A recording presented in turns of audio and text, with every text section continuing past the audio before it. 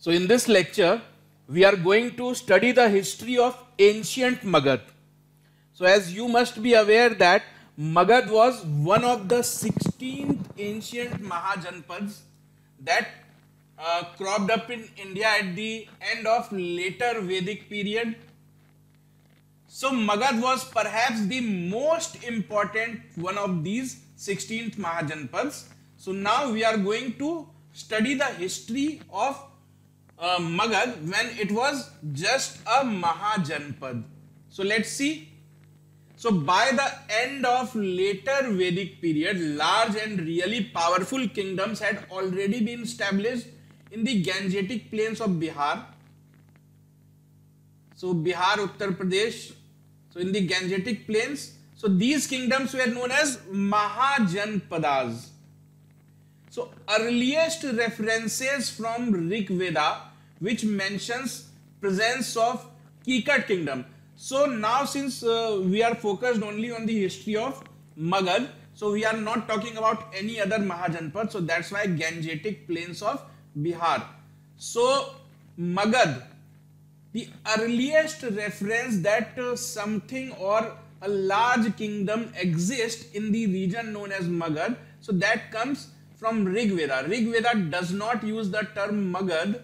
It does not use the term Magad, but it refers to a kingdom known as Kikat kingdom. Kikat kingdom, which was basically Magad, but the term used is Kikat. So kingdom was named Kikat, place was named Magad. So Magad was just a place mentioned in Rig Veda. It was not a kingdom. Kingdom was Kikat. The earliest mention of the word Magad and Magadan tribes comes from Atharva Ved. It's not the Rig Ved, but the Atharva Ved. Why? Because Rig Ved was written during earlier period, early Aryan period. So by then Magad had not gained prominence. So Magad gained prominence only during later Vedic period. So that's why Atharva Ved is the first Ved in which you find mention of word Magad. So the core of the kingdom was the area of Bihar. So what was Magad? If somebody will ask where was Magad, so you can say that Magad was the area of Bihar south of the Ganges. Its first capital was Rajgir. Rajgir, that means modern day Rajgir, and then Patliputra. So this place called Magad was situated somewhere in Bihar. Bihar near the towns of Patliputra and Rajgir. Because Rajgir and Patliputra, they have acted as the capital of this ancient Mahajanpad known as Magad. So by the 6th century BC, the political center shifted from the west of the Indo-Gangetic plains to the eastern sides of it. What is meant by this line? See, Indian history, or you should say that recorded Indian history begins with Indus Valley civilization. So if this is India, so I'm not very good at drawing. So if this is present day India, and this is Pakistan. So Indus Valley civilization started somewhere here. So you would say that that time the history of India or the seat of power was Indus Valley. Then Aryan civilization established. So Aryan civilization moved further into India. So this is where Aryan civilization flourished, and this is Magad. Here is Magad. So when Aryan people began to enter Indian mainland, then the center of focus or the political activity shifted from here to Magad. So that is what is meant by this line. Magad was lucky to have ambitious and powerful rulers. So who expanded the boundaries of Magad by annexing neighboring kingdoms one by one. See, ancient India was divided into 16 Mahajanpads. 16 Mahajanpads, or you can say 16 great kingdoms. So out of those 16, one was Magad. But what was so special about Magad? The thing special about Magad was the people who became the rulers of Magad, they were very ambitious and powerful. So they annexed out of these 16 Mahajanpad, one was Magad itself.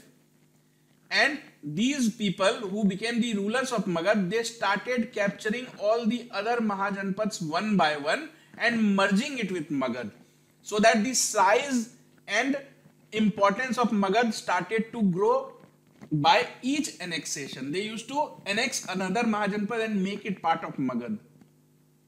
The kingdom of Magad became so big, that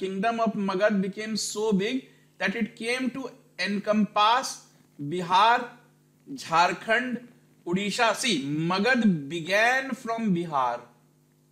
The seeds were sown in Bihar, but gradually because of annexing, if you compare with today's map, because back then there was no Bihar, there was no Jharkhand, there was no Odisha, there was no West Bengal, but this is according to today's Indian political map.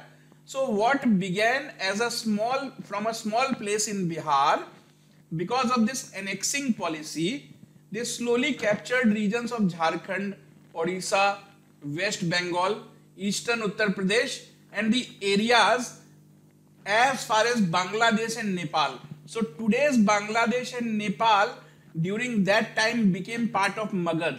So Magad was so strong. So since you can see that Magad meant almost half of India. If you consider this Bihar, Jharkhand, Odisha, West Bengal, it means virtually all of North India, Bangladesh, Nepal. So Magad basically meant India.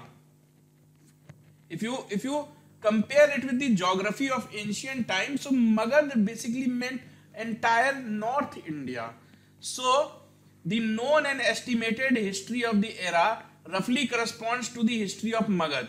So if somebody wants to study the history of India, if you want to know that what was happening in India from 6th century BC to 6th century AD, so basically you would be reading the history of Magad, because Magad was controlling India.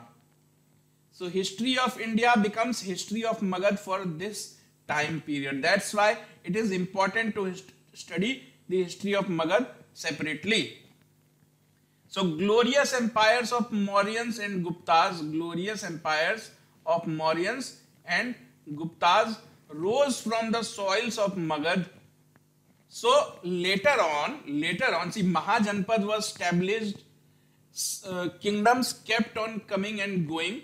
So out of these kingdoms, 2 kingdoms are said to be the golden period of Indian history. So Mauryans and Guptas.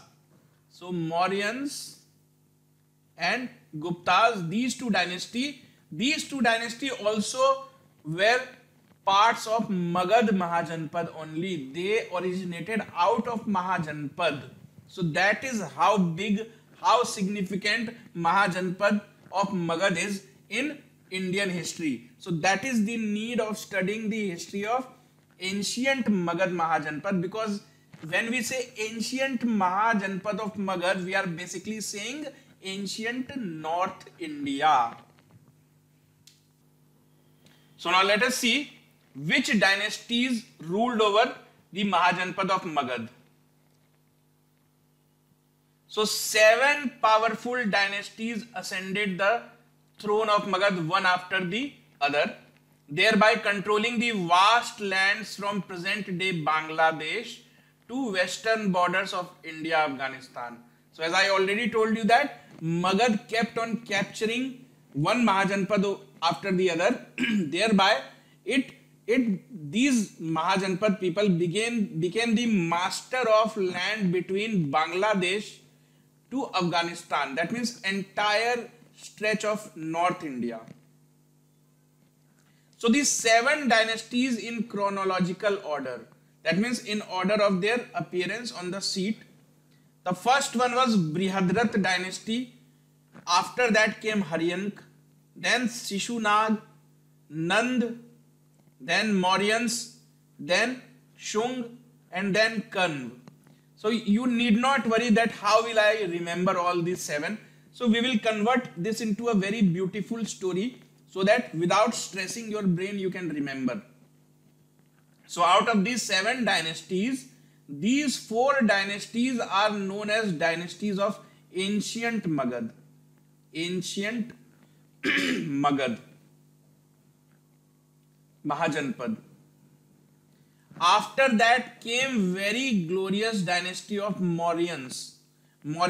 So these 4 are studied separately and they are termed as the ancient Magad dynasties. So let's for now focus on these 4 dynasties and what their history is, what they did for Magad, how did they manage to make Magad as glorious as it became. So the first dynasty, the Brihadrat dynasty. So what was Brihadrat dynasty? So according to Mahabharata,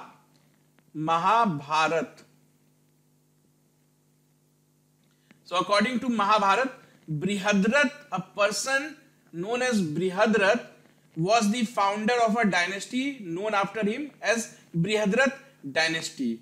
So it is the earliest ruling dynasty of Magad. So you can say that this dynasty chose Magad. Magad was not a significant place. They chose that, okay, we are going to start a new dynasty from this piece of land, which is Magad. So they were the founding fathers of Magad. So according to Hindu epic Mahabharata, Jarasandh was a powerful ruler and a descendant of King Brihadrat. That means in this dynasty of Brihadrat, how do we know that there was a dynasty known as Brihadrat? By reading religious texts such as Mahabharata and Buddhist texts. By reading that, we come to know about the history of these Mahajanpads. So in Mahabharata, there is a detailed mention of Brihadrat dynasty. Why? Because one of the rulers of Brihadrat dynasty, namely Jarasandh, is a villain. He is projected as a villain in Mahabharata. So Jarasandh was a very powerful ruler. So Jarasandh was the father-in-law of Kans. Kans, if you would have seen Mahabharata on television, you would know the story of Lord Krishna and Kans. So Kans was the maternal uncle of Lord Krishna. So Jarasandh was the father-in-law of Kans. So Kans was the king of Mathura. Mathura was again a Mahajanpad. Mathura was a Mahajanpad in itself. Its name was Sursena and sworn enemy of Lord Krishna. So since Kans was an enemy of Lord Krishna, so Jarasandh also became an enemy of Lord Krishna. Why? Because Jarasandh was the father-in-law of Kans. Father-in-law of Kans. So as per Mahabharata, Jarasandh was killed by Pandav Bhim. So Pandav, 5 brothers. Out of those 5 brothers, Bhim was the most physically well built. So Jarasandh, the king Jarasandh of Brihadrat dynasty, he was killed by Bhim on insistence of Lord Krishna. Why? Because Lord Krishna and Jarasandh became enemies because of Kans, common factor Kans. Now please understand one thing, Brihadrat dynasty, historians do not have any historical evidence to prove that these people named Jarasandh or Kans existed. No proof as such. So these are just taken out from religious text and religious texts. So historians do not have full faith that these people actually existed, or even if they existed, that what is their exact time period. So that nothing is said for sure. So Brihadrat dynasty is not assumed to be a historical dynasty, but still it is considered to be the first dynasty. We don't have much archaeological evidence, to build upon the history of this dynasty. So Ripujanya was the last king, in the dynasty and was killed by his minister, bringing an end to the dynasty. That means the last king of Brihadrat dynasty. If somebody will ask, who is the last king of Brihadrat dynasty? Ripunjaya. Who is the first king? Then from the name itself, Brihadrat. Brihadrat was the person who started this dynasty, and hence it is named Brihadrat dynasty. So this was the first dynasty. Out of 7 known dynasty, this is the first. The second one was Haryank dynasty. So you have seen here that Ripujanya was killed by his own minister. Please remember this fact. He was killed by his own minister. And this minister, the minister who killed Ripujanya. So if you kill the king, his dynasty ends.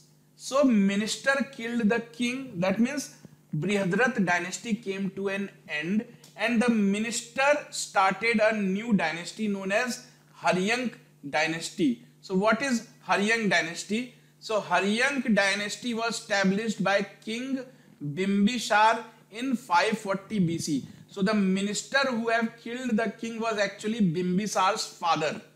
So Bimbisar was the son of the person who ended the previous dynasty of Brihadrats.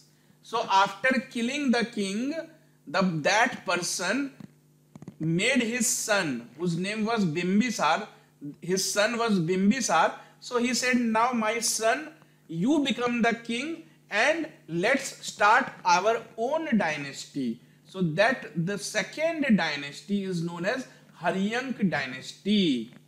Now coming to facts. So each of these facts you have to remember. You cannot ignore any of these. So this dynasty is infamous for the fact that rulers of this dynasty got murdered by their own sons. That means whosoever became the ruler of this dynasty, he was killed by his own son. That means sons used to kill their own father. And that's why this dynasty is also known as Pitri Hanta Vans. Very important question, very commonly asked. Which dynasty is known as Pitri Hanta Vans? That means Pitri Hanta in Hindi means one who kills his own father.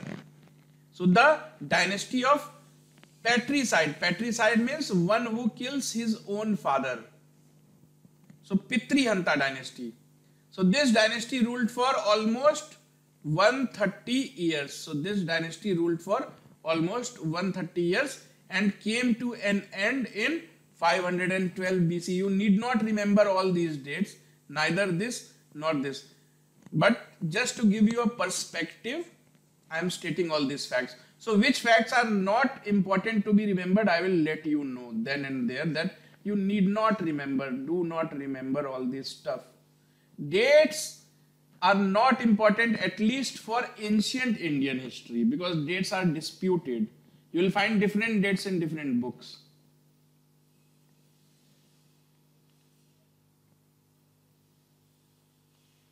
So now let us understand the entire history of this dynasty, Haryank dynasty. So this was the overview, that there was a dynasty which ruled for 130 years. Now let's look at how things unfolded during those 130 years. So the first ruler was Bimbisar. So Bimbisar established the Haryank dynasty at Magad. So don't say that his father established, because the king matters. So Bimbisar became the king. That means Bimbisar established the Haryank dynasty at Magad in 544 BC. Dates are not important. He is also known by his nickname Shrenik. Shrenik. You have to remember this. This is very important. Shrenik. See, Bimbisar was born in a Jain family. And during the time of birth, Jain gave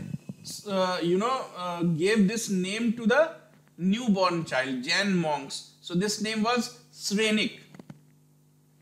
Bimbisar was 15 years old when he became the king. His father asked him that, son, why don't you become the king of Magadh? And that's how he became the king. So he was only 15 years old when he became the king, and he ruled for 52 years. So again, you need not remember all this. I'm just giving this to create a picture, to create a story, a flow. So Bimbisar chose Girivraj as his capital. So this is very important fact, that Bimbisar chose Girivraj as his capital. So this is the first known capital of Magadh, because we don't have much idea about the previous dynasty of Brihadrath. So they are not historically proven. They are just proven through reading epics like Mahabharata and Ramayana. But after that, we have well recorded, well established history in form of coins, other archaeological finds. So Girivraj was the first capital of Magadh. So if you have a question, what was the first capital of Magadh? Girivraj. So Girivraj began to be known as Rajgrih. Rajgrih means king's house, house of the king, where the king lives, and later it became Rajgir. Rajgrih, from Rajgrih it became Rajgir, and today also there is a place called Rajgir in India, in Bihar, almost 100 kilometers away from Patna. Now this guy Bimbisar the first ruler, wanted to expand his empire, and he adopted various measures for it. So what are the measures that this guy adopted? So he wanted to expand the boundaries of Magadh. So what did he do to expand? He attacked the neighboring Mahajanpad of Ang. So Ang was a Mahajanpad. Mahajanpad means a separate kingdom. So Ang was the neighboring kingdom. So the ruler of Ang was Brahmadatta. So this guy Bimbisar, he attacked Ang, he killed Brahmadatta and merged Ang with Magadh. So he now started to expand. The first step that he took was attacking the neighboring kingdom of Ang, killing its king, killed the king Brahmadatta, here you can see Brahmadatta, and merged Ang with Magadh. He appointed his son. He had a son named Ajatasattu. So he appointed his son as the governor of Ang.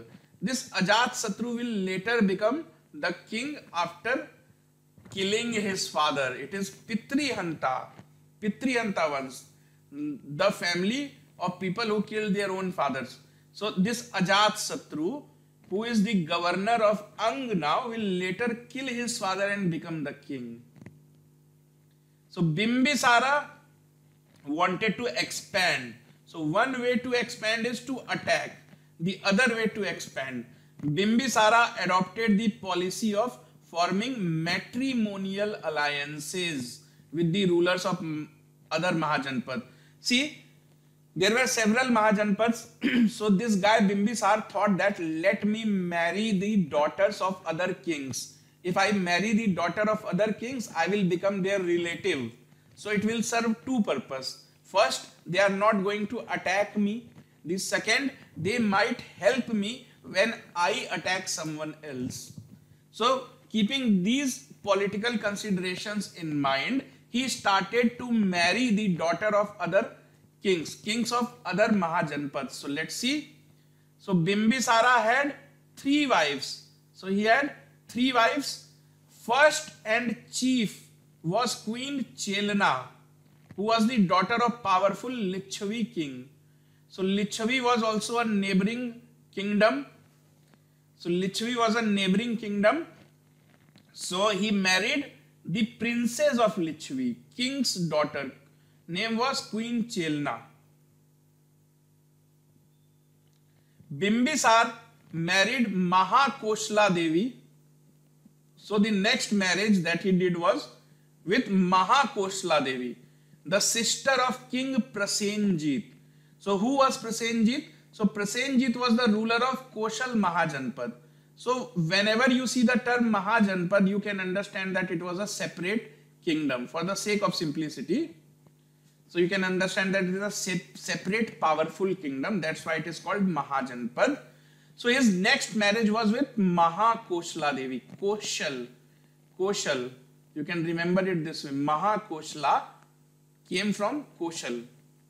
So Prasenjit was his wife's brother. That means King Prasenjit's sister was married to Bimbisar. So Prasenjit gave away the holy city of Kashi to Bimbisar as part of dowry. Since Prasenjit's sister was getting married to the ruler of Magad, so Prasenjit thought that as a dowry, I will give them the city of Kashi. So now city of Kashi came under the control of people from Magad dynasty.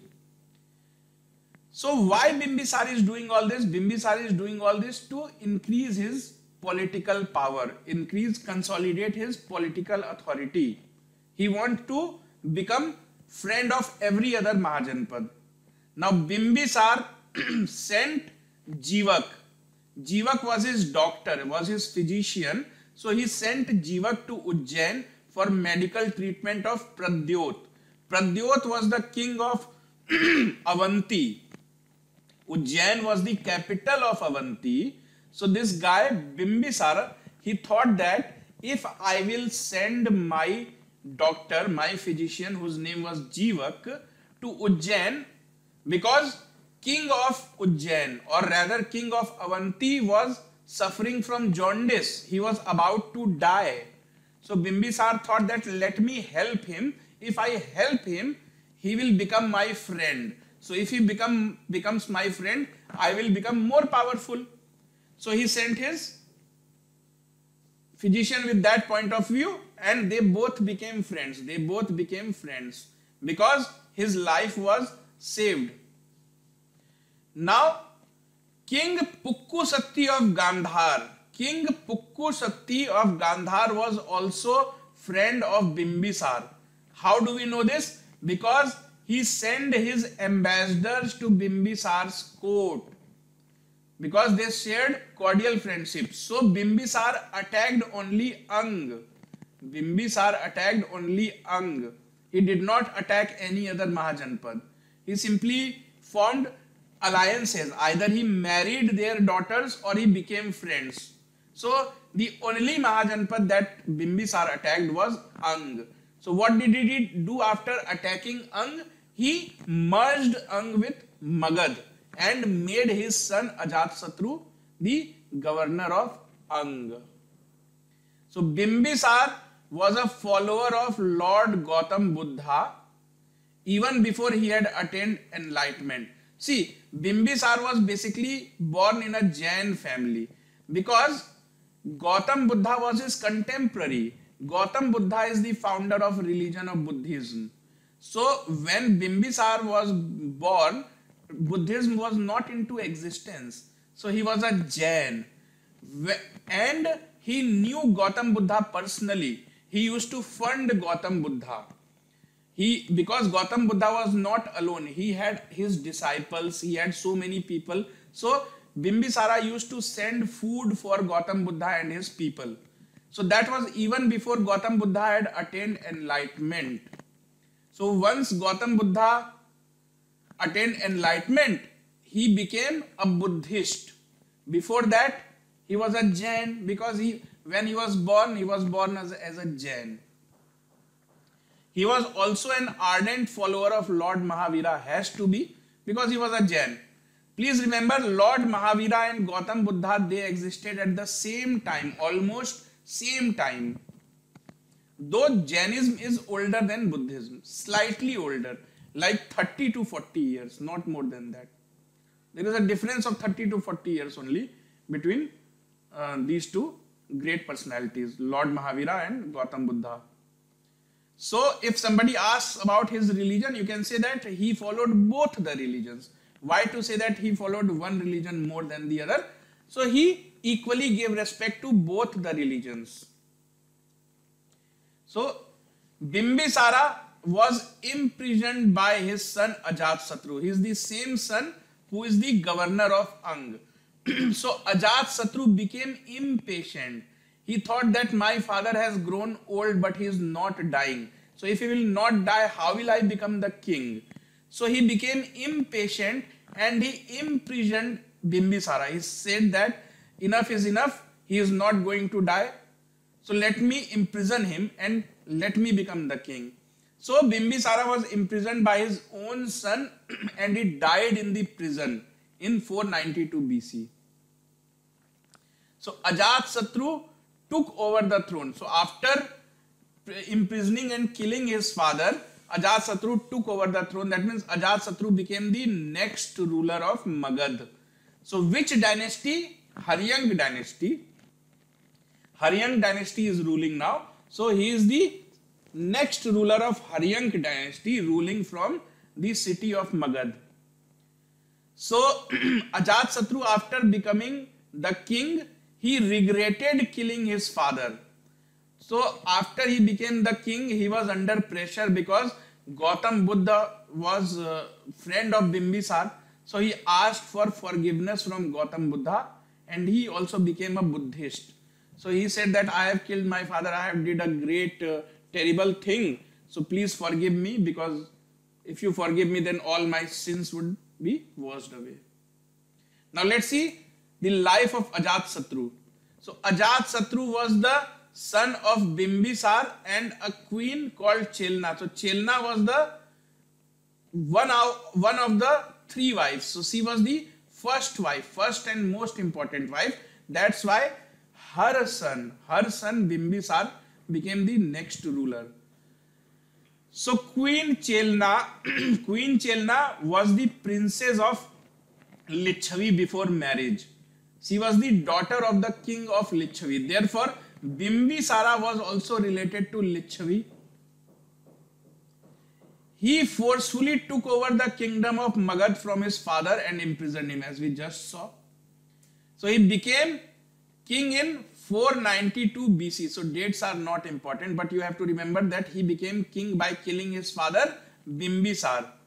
He was also named Kunik. Another variant is Kunik. What are these names? His father was named Shrenik. All these are Jain names. Jain names given to children at the time of their birth. So all these show that these people were Jain at the time of their birth. So he was named Kunik when he was born, of course. So you have to remember all this. All this have been asked that who is named as Kunik, because later on these names are used for them. It's not a one-time reference. Again and again they will be called as Kunik. Kunik met Gautam Buddha. Kunik killed his father. So things like that. So they are referred to by these names frequently.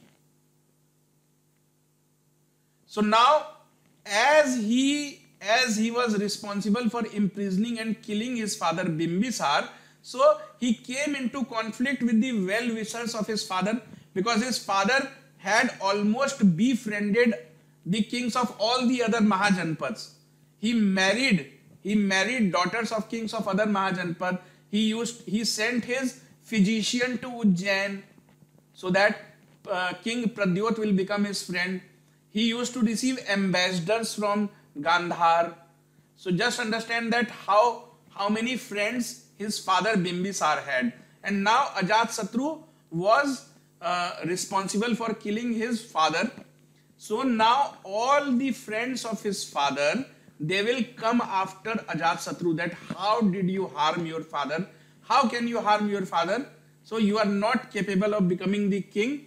So you must be removed from the throne of Magad. So this is what happened. So King Prasenjit of Koshal. So King Prasenjit of Koshal was attacked and defeated by Ajat. Why? Because Prasenjit's sister was married to Bimbisar. So Bimbisar had so many wives. So one wife was Chelna. There were other wives as well. So Mahakoshla Devi, Prasenjit's sister, was also married to Bimbisar. And now Bimbisar was killed by Ajat.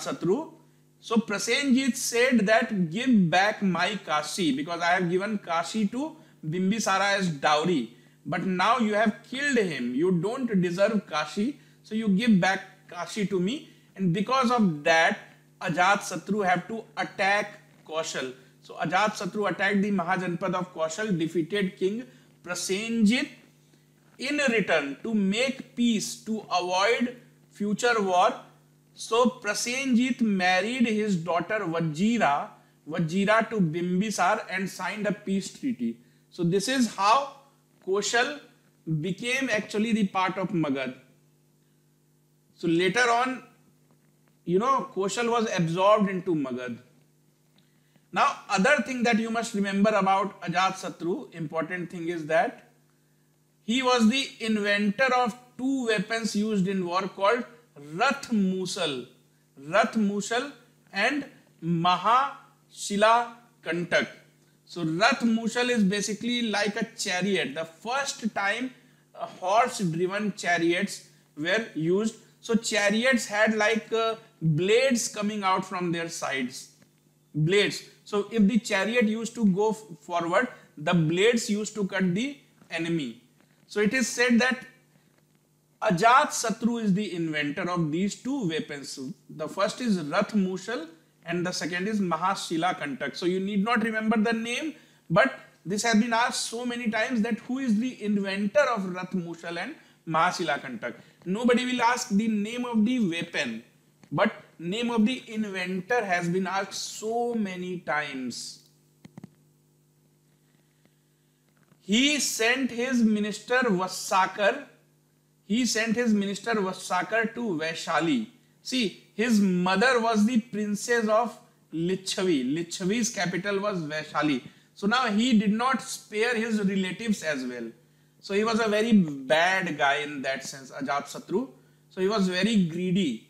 So he sent his minister Vassakar to Vaishali so that he can stay there and cause conflict between the various tribes. So this kingdom of Vaishali was made up of many tribes. So Ajatasattu thought that I cannot directly defeat Vaishali because Vaishali is powerful. So let me employ some different strategy. So what did he do? He sent his minister Vassakar so that he may go there and cause conflict between the different tribes. So that is what happened.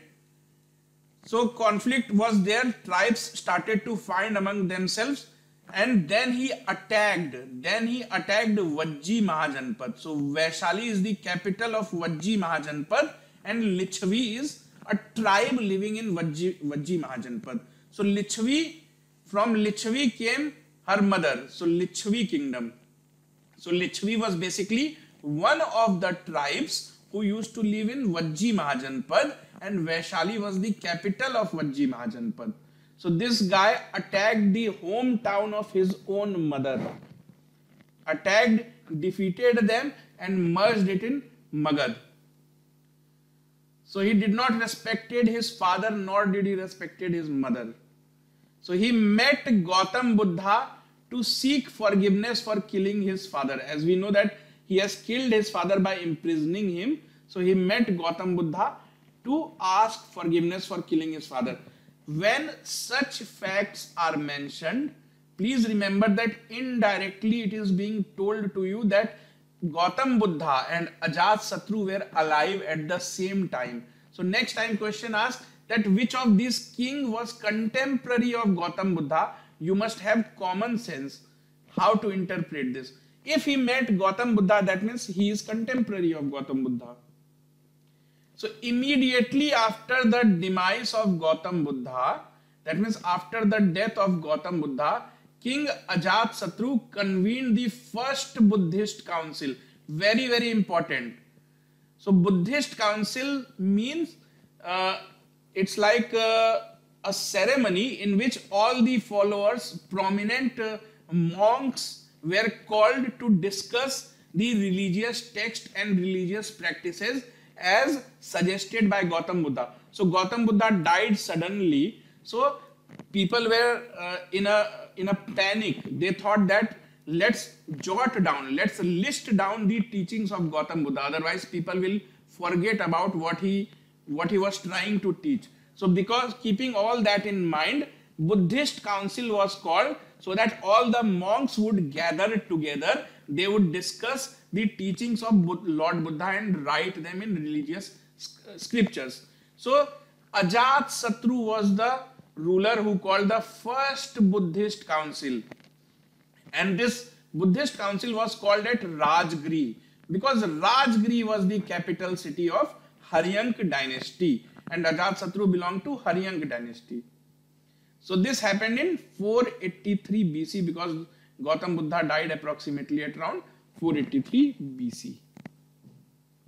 He was a Jain in his early career but soon converted to Buddhism. As you can see, he was calling the Buddhist council. That means during the last days of his life, he was a devout Buddhist. He has completely converted into Buddhist. But when he was born, he was a Jain.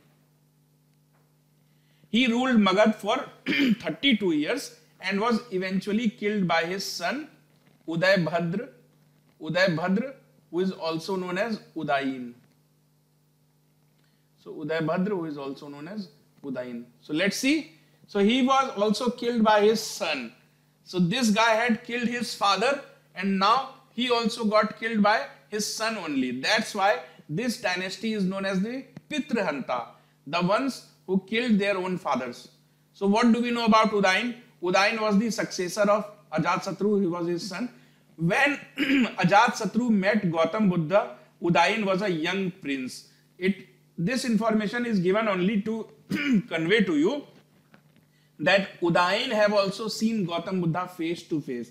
That means they were contemporary. He shifted his capital from Rajgir to Patliputra.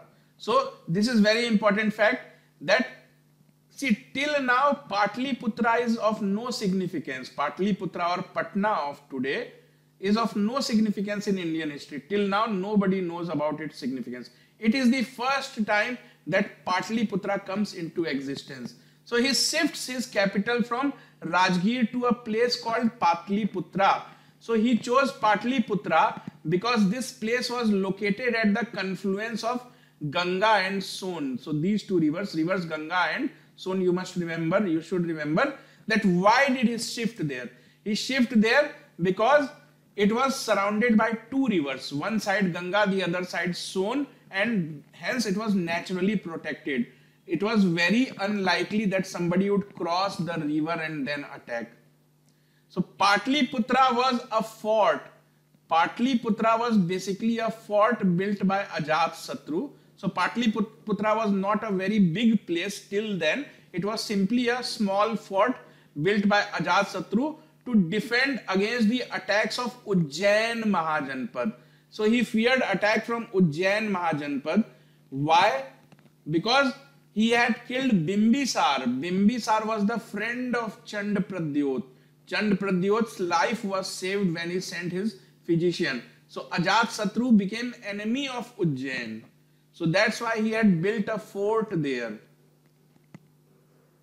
So Udayin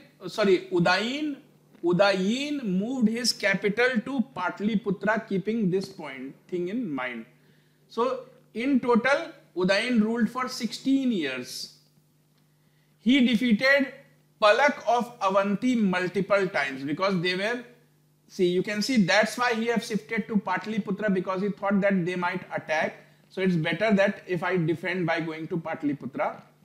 So he defeated Palak of Avanti multiple times but was ultimately killed by him. So he was not killed by his son, but he was killed by his enemy.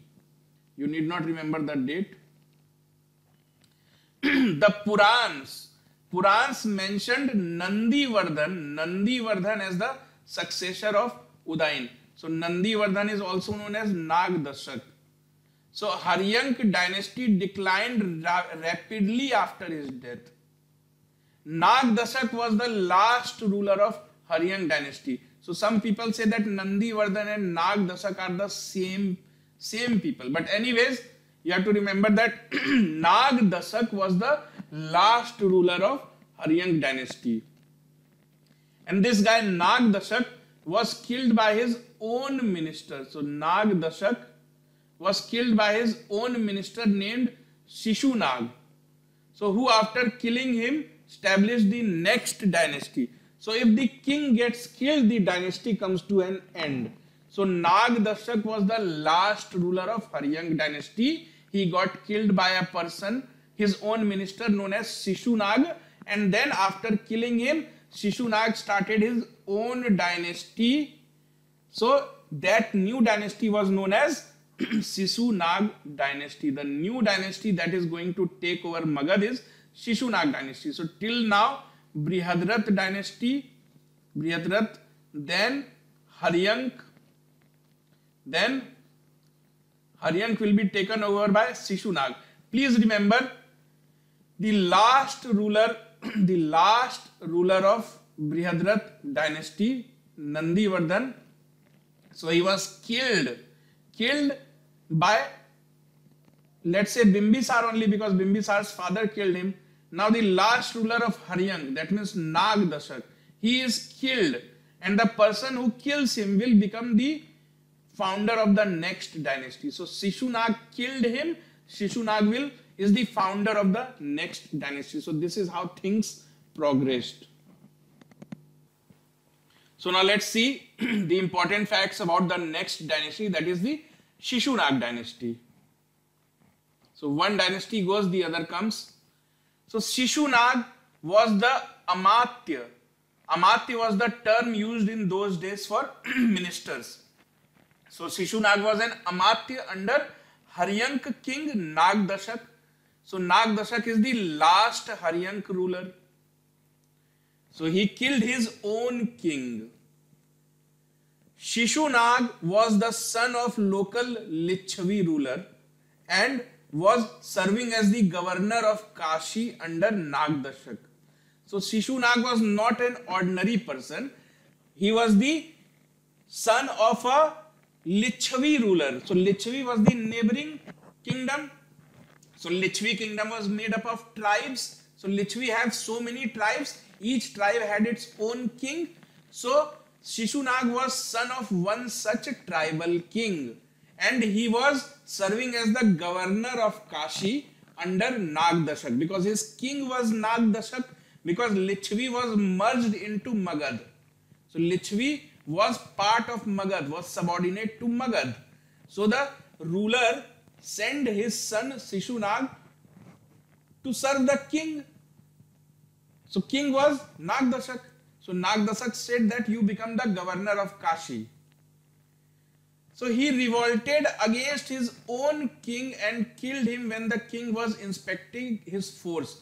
So when the king was inspecting his force, that means there was a parade going on. So at that time Shishunag killed his own king Nag Dashak.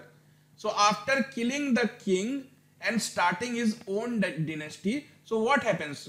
When a king gets killed, that means his dynasty ends and the person who killed him becomes the founder of the next dynasty. So after killing the king and starting his own dynasty, he moved his capital to Rajgir again. See what happened? Udayin had shifted the capital of Magad from Rajgir to Patliputra because he thought that people from Avanti or Ujjain might attack Magad. So it's better that we go to Patliputra, so it will become easier to guard because it is surrounded by river.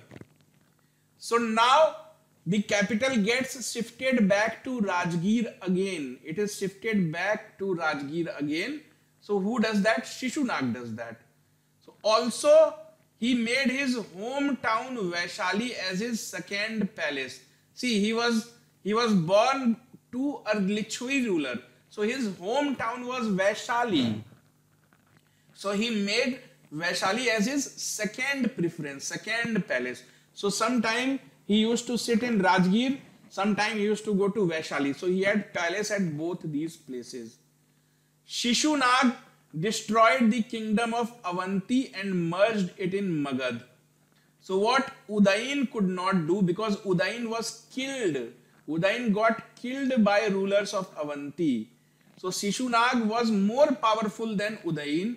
So he destroyed the kingdom of Avanti and merged it in Magad. he made his son the governor of Kashi while he was ruling from Rajgir. So once upon a time he himself was the governor of Kashi when his king Nagdashak had asked him to become the governor. Now he said that I have already served in Kashi as the governor. I know Kashi very well. So now you replace me as the governor of Kashi. So he sent his own son. He ruled for 18 years. He was succeeded by his son Kala Shok, who is also known as Kakvarn. So now let's see who this guy Kala Shok is. So Kala Shok is also known as Kakvarn. So Kak and Kala basically refers that his skin was of dark color. So his skin was of dark color. That's why he got all these names. These are not original names. These are nicknames by which they are referred in religious texts. So it is very difficult to tell their real names. So Kala Shok shifted his capital to Patliputra. Again shifting here, there. So Udayin, I will tell you the progression. Rajgir was the capital. Udayin shifted it to Patliputra. Then what happened? Shishunag shifted it back to Rajgir. And then his son Kala Shok is shifting it back to Patliputra.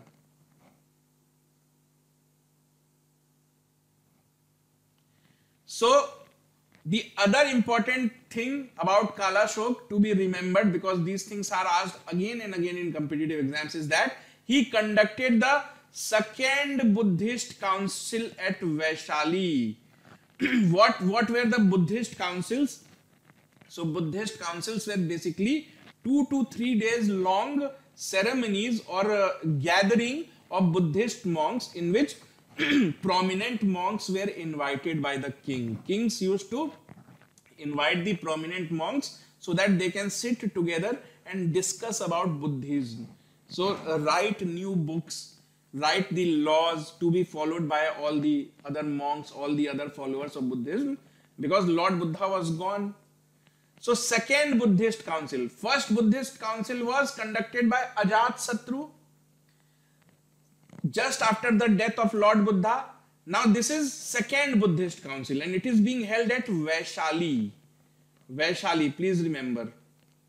So he conducted the second Buddhist council at Vaishali because Vaishali was their ancestral town. They were from Lichavi originally. So that's why Vaishali, approximately 100 years after the Buddha's parinirvana. That means when Buddha left for his heavenly abode. So it was termed parinirvana. So after 100 years of Lord Buddha's death.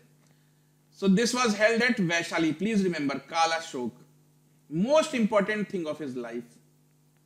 Kala Shok divided his kingdom between his 10 sons. So Kala Shok had 10 sons.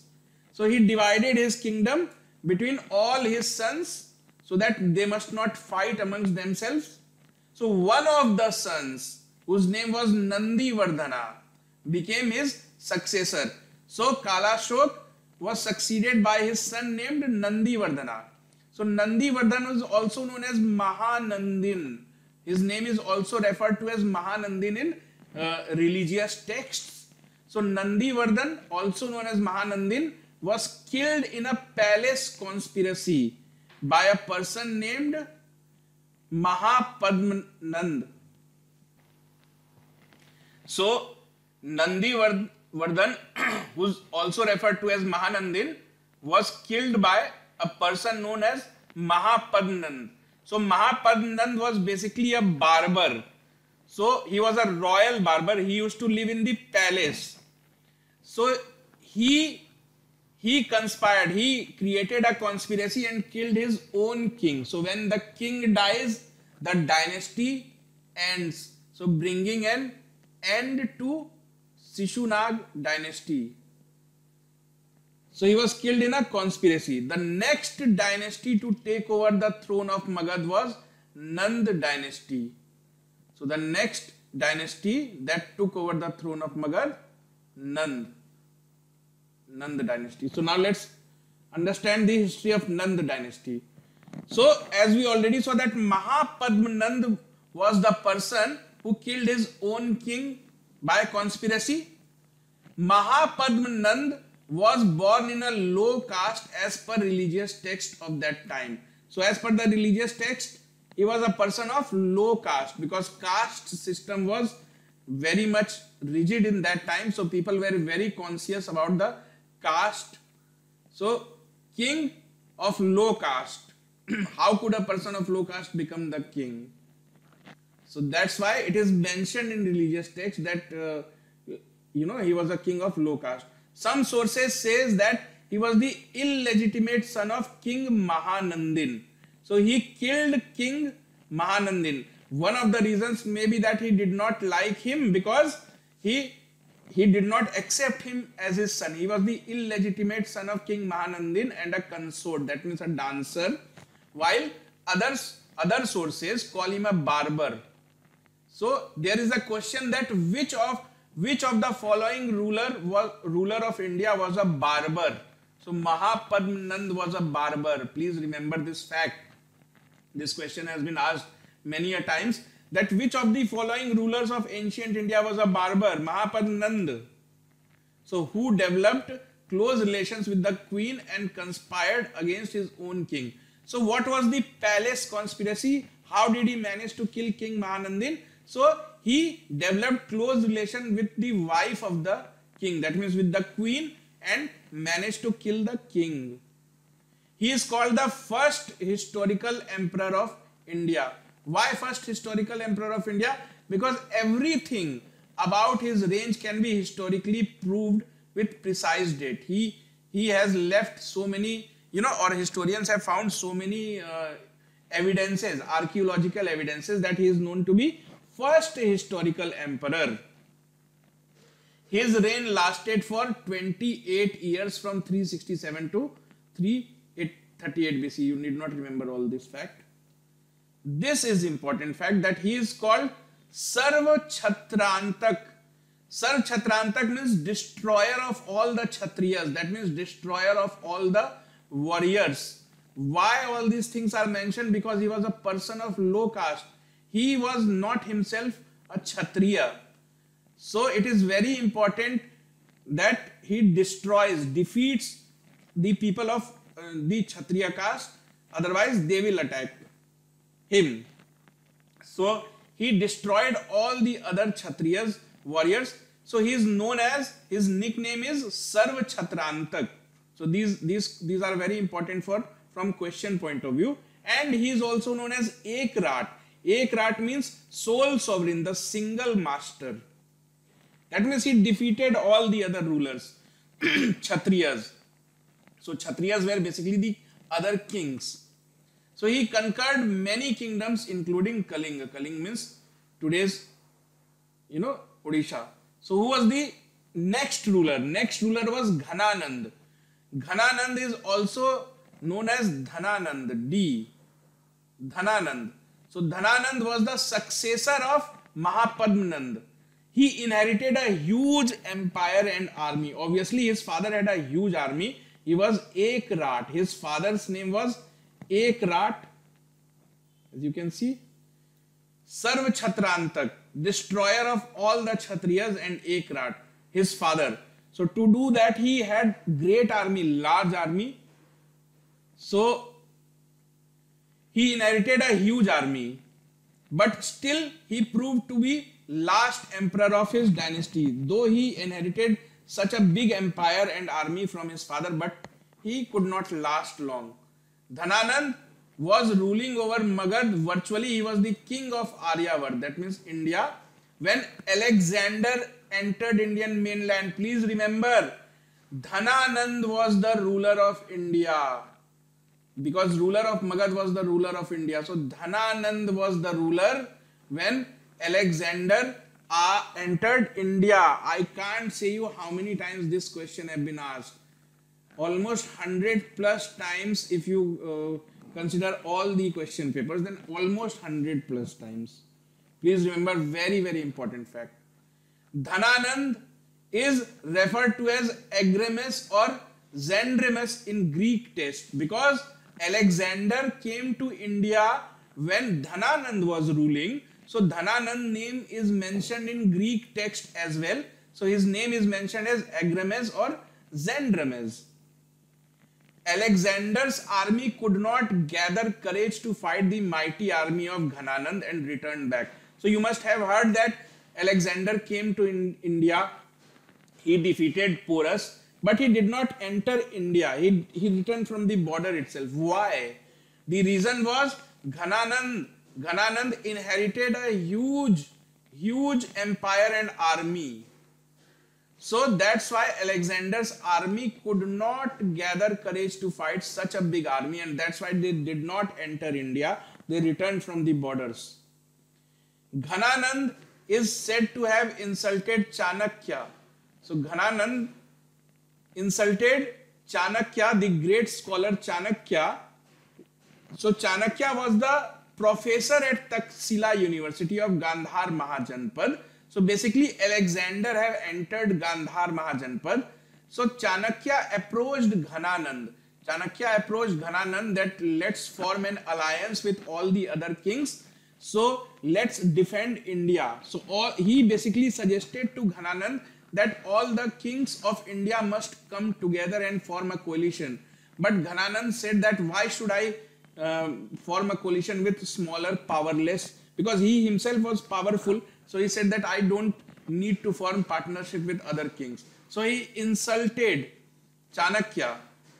So he insulted Chanakya, because of which Chanakya said that I take an oath to overthrow you.